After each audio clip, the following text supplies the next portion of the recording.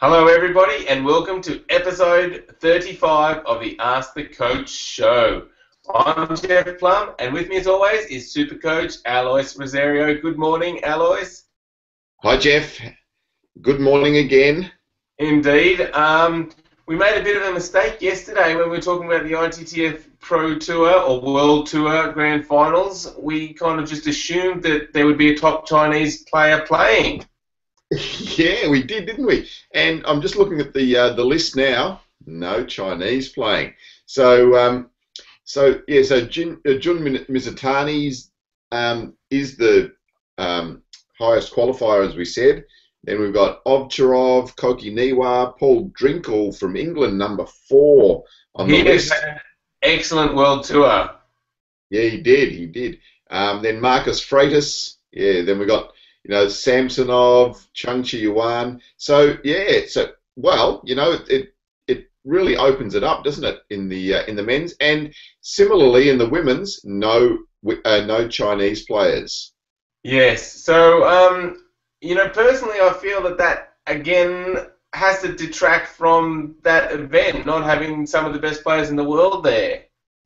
Yeah, it certainly lowers the status of the event, perhaps, but I reckon it makes it more interesting. Like, yesterday when we were talking about everything, oh yeah, well, one of the Chinese guys is going to win it.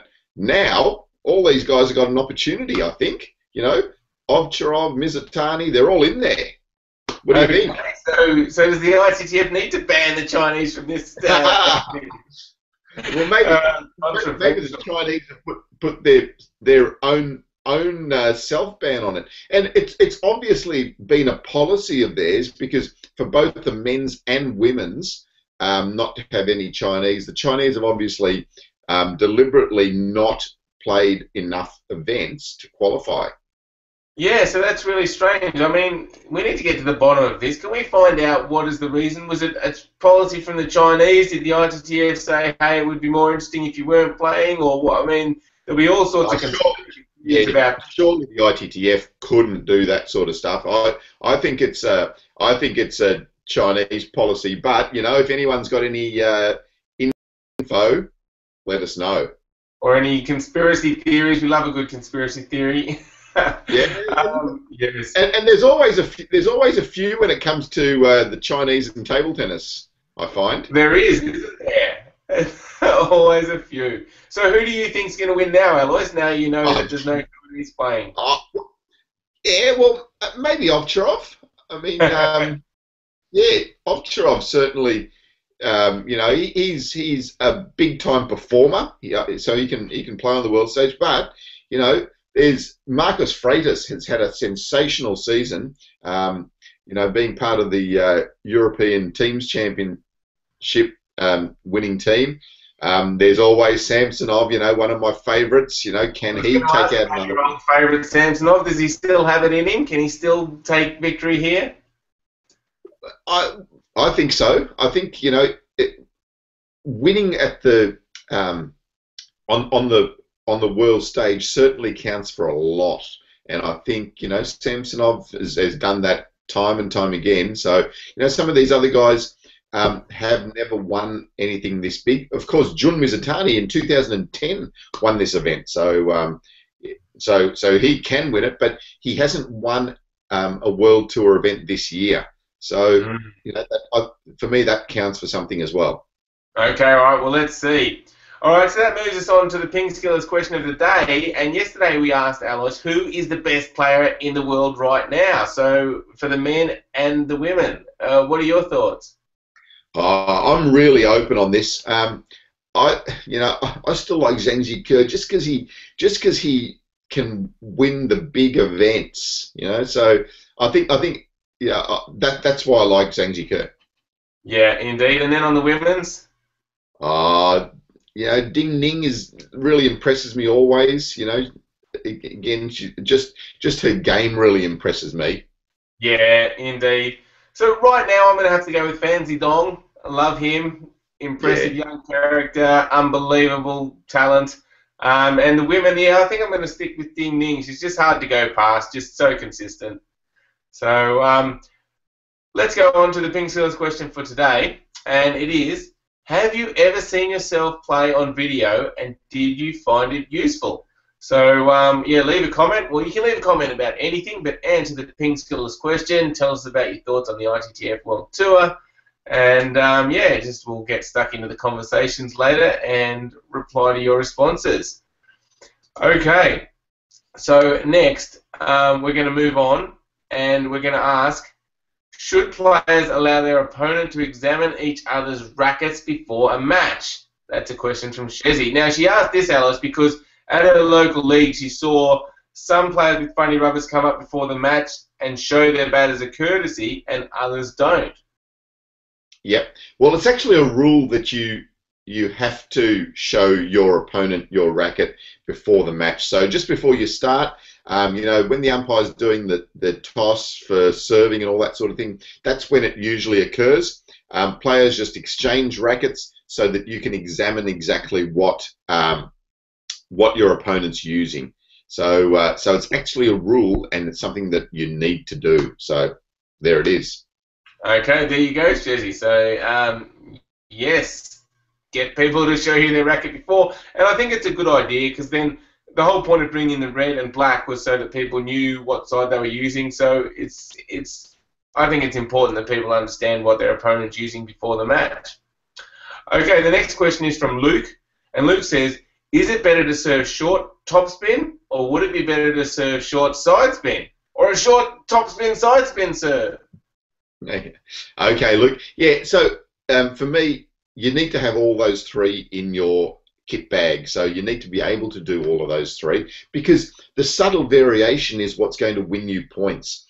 So work on the side spin, work on the top spin, and work on the side spin, top spin, and then the important thing is to try and make those three serves look as similar as possible to your opponent, so that he can't tell the difference and make slight errors. You know, you mightn't see as much topspin as you've got, and pop the ball up a little bit higher, and that allows you to make the attack. So have all three available to you, utilize all three in a game, see what your opponent, that particular opponent, doesn't like, and then try to use the variation to get those little advantages that allow you to attack or makes them make an error. Yeah, and don't forget the backspin serve as well. Yeah, backspin's always good. Backspin is probably the most important serve, because that does make it harder for your opponent to attack the serve. Yeah, but I think the real key is that there's no one serve that you should use for everybody, is there, Alice? It's more about finding the serve that's going to cause the opponent you're playing the most difficulty. Yeah, that's right. You've got to tailor it to that particular opponent and at that particular time, and for that particular point. So, you know, you might have served three side spin serves in the previous three serves you've had, and then if you add the top spin serve next, then that can cause the error. So it's not only the particular opponent, but it's that particular time in that particular match that you need to decide which of those serves you're going to use. Okay, excellent. All right, I hope that helps you out, Luke. All right, next, Dieter has asked a question about teaching people. He says, should I first explain the grip, let them play with the proper grip, then the stance, footwork, ball mechanics, full strokes, etc.? Or should I explain a full stroke, including all those aspects, and then correct all aspects together while observing? Yeah, so interesting, Dieter. So for this particular area, I think firstly it's good to just see what they can do completely. So as a complete game, it's nice to just examine what they do. Then I think you can start to work on a particular aspect. So for example, if they aren't gripping the bat correctly, you need to get that right first. Then you can start to think about particular strokes that you want to improve in their game as well. So you might work on the forehands, work on the backhand. You can work on a few at the same time when you're training, but yeah, it's good to have a focus on one or two particular types of things that you want to improve. Dieter, in his full question that you'll see on our Ask the Coach page as well, also talks about when you're learning a particular stroke, should you learn the full stroke or learn the start position, or just learn a particular part of that stroke, you know, your elbow or whatever it is,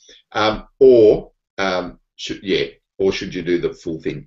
And for that, Dieter, it's good to try and learn the full stroke, and that's why we teach the start and finish position a lot in our lessons. So by having the start and finish correct, then and linking those two, you start to learn the full stroke. If then there's a particular part of that stroke that you need to change, then you can start to focus on that. So maybe for the backhand, if you want to talk about, you know, your elbow position during the stroke, then you can start to think about that in particular while you're playing. So it's good to do the full, then examine the little parts of it and change those little parts, and then take it back to the full stroke again when you're learning technique. Excellent. All right, that's a good answer, Alois. I hope that helps you out, Dieter. Just jump right in, start coaching, and the more you practice coaching, the better you're going to get at it, just like everything. And it's great to hear you passing on skills to others. Good luck with that, Dieter. The next question is from Earl, and Earl says, when I go to tournaments, I see some players playing with a long stroke and some players playing with a shorter stroke. What factors count on choosing which is going to be best for me, and which is the more advisable stroke?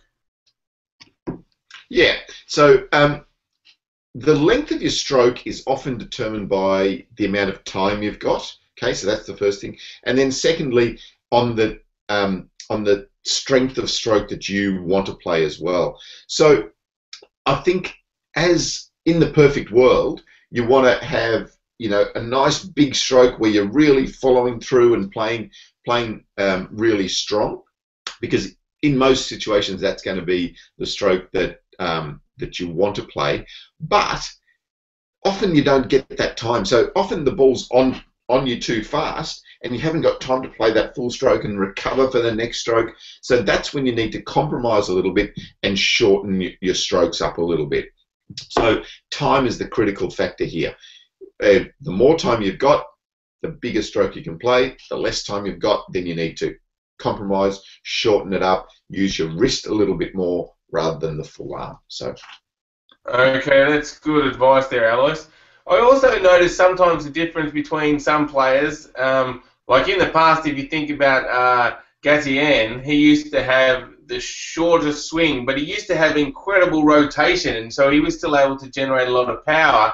But if you compare it with, say, Wang Li-Chin, he's got this really long stroke all the time. So is there anything about the differences with those two strokes as well? Yeah, well, with the shorter strokes, you need to really have incredibly good timing and incredibly good feel and contact on the ball. I think it becomes a lot more risky. You know, your Gatien type stroke was really, really short with the arm, but yes, he did use a lot of body. But again, the contact is riskier, whereas Wang Li-Chin, yeah, you don't see many players still playing like that style. I mean, Timo Boll might have a slightly shorter stroke than Wang Li-Chin, but I mean, in general, there's a lot of principles that are just exactly the same. Yes, yeah, and you know, I always say go to the top. You know, have a look at the Chinese and their technique. It's beautiful to watch because it's so correct in their action when they're playing, and you know, then they have that bigger stroke that they play. Excellent. All right. Well, that's a good question, Earl. I hope we've helped you out there, and good luck with your forehand topspins. All right. Next, Long has asked us a question. He says, how does Kenta do his tomahawk serve, both the reverse and the normal one? It is quite difficult to return that serve. Could you give me some clue to make that serve even better when I try it? Yeah, so yeah, Kenta's certainly got a good one of those serves. So Kenta, he gets down really low is the first thing. So he so that he can swing through with his racket all the way through that way. So with the normal serve, he's hitting the ball on one side of the racket. For the reverse serve, he's changing the angle at the last minute and coming through the other way. So instead of hitting it on this side of the racket, he comes through and hits it on the other side of the racket. So that's how he does the serve. The important thing, though, is that he really gets a good swing through on it. So that's how he's generating the amount of spin that he is. So he's utilizing his wrist, his fingers, his forearm, and really ripping through the contact. And that's the key to Kenta's serve. And of course, the deception with the one that he goes on the other side as well. It's a serve that a lot of people, or not many people, do, so it becomes harder for his opponents to learn. And we do have a lesson on the tomahawk serve in our serving secrets, but we've also got a bit of an idea on Kenta's serve as well in the previous Ask the Coach question. Okay, excellent, Long. So we'll put some links in for you to take a look at that. But just give it a go. Try and get down nice and low. Bend your knees down nice and low, and just practice getting that bat moving through fast and hitting the ball with a nice brushing contact. I'm sure with some practice you'll get it. Good luck. All right, well, that wraps up Ask the Coach Show, episode 35. Thanks again for watching or listening if you're doing it on the audio podcast. And we will catch you again tomorrow. But before I go, I've got to tell you, look at our website, PingSkills.com, and sign up for our free newsletter. We've got lots of tips in there. Thanks, everyone, and we'll catch you again tomorrow. Thanks, Alois. Thanks, Jeff. Have a great day, everyone.